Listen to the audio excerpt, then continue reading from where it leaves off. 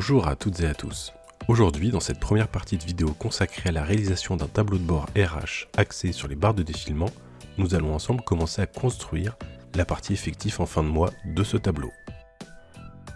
On va commencer par indiquer le titre.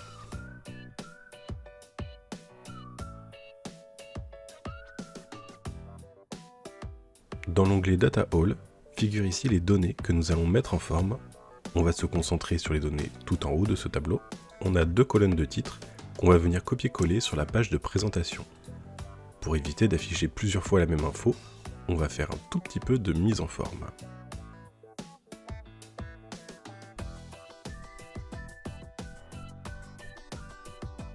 On va venir intégrer la barre de défilement. Pour ce faire, dans l'onglet Développeur, on va cliquer sur Insérer.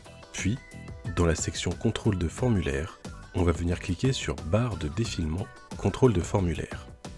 On vient la positionner comme on le souhaite. On vient faire un clic droit, puis Format de contrôle. On indique une valeur active à 0 et une valeur minimale à 0, et un changement de pas à 1.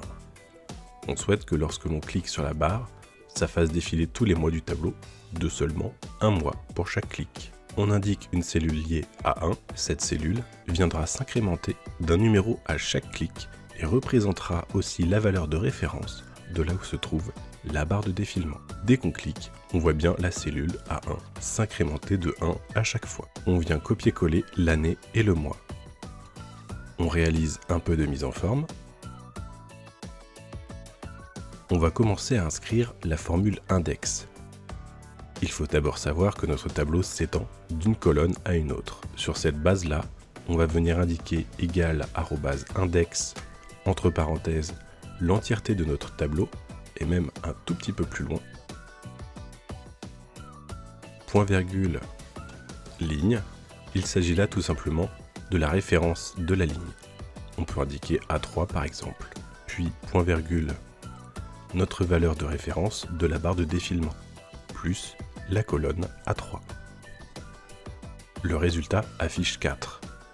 On va juste venir le positionner là où il s'agit bien d'un 4, c'est-à-dire concernant les cadres.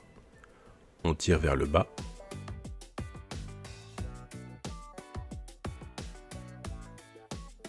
On vérifie que tout fonctionne, une première fois en comparant le résultat du tableau de bord de la base de données.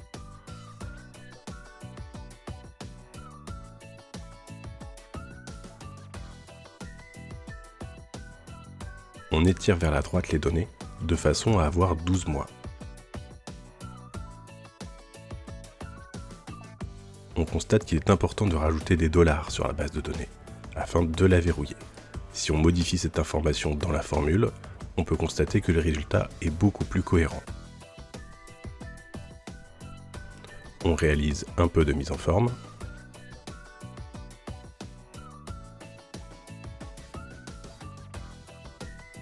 On met en évidence deux colonnes, pour lesquelles nous allons venir réaliser un comparatif. On rajoute sur la droite une colonne évolution, qui viendra indiquer le pourcentage d'évolution entre ces deux colonnes. La formule qu'on va utiliser est égale si. Vous retrouverez cette formule en commentaire. On tire la formule vers le bas. On a maintenant pour chaque information le pourcentage d'évolution entre septembre et décembre. On vient rajouter des petites flèches pour montrer davantage qu'il s'agit d'un comparatif entre ces deux colonnes. On rajoute une mise en forme conditionnelle pour afficher du vert quand c'est positif et du rouge quand c'est négatif. Pour ce faire, on sélectionne nos données, puis dans l'onglet Accueil, on clique sur Mise en forme conditionnelle. Règles de mise en forme, puis Autres règles. Ici, on vient tout en bas choisir Utiliser une formule pour déterminer pour quelle cellule le format sera appliqué. On indique lorsque P12 est inférieur à M12 et on indique une mise en forme en rouge. Dès que donc P12 sera inférieur à M12, il y aura la mise en forme d'appliquer. Ensuite, on vient juste changer le format pour du vert, c'est-à-dire pour afficher du vert lorsque donc le résultat n'est pas inférieur.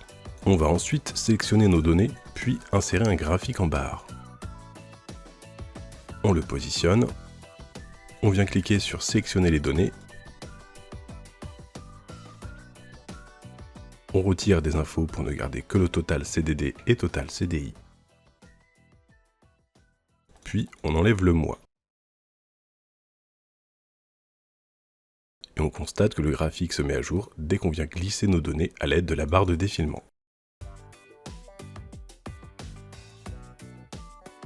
On rajoute des éléments de graphique, puis on ajoute des étiquettes de données. Et pour terminer, on vient ajouter un encadrement et on supprime le quadrillage.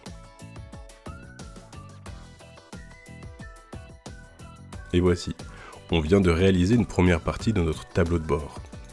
J'espère que cette vidéo vous aura plu et à une prochaine.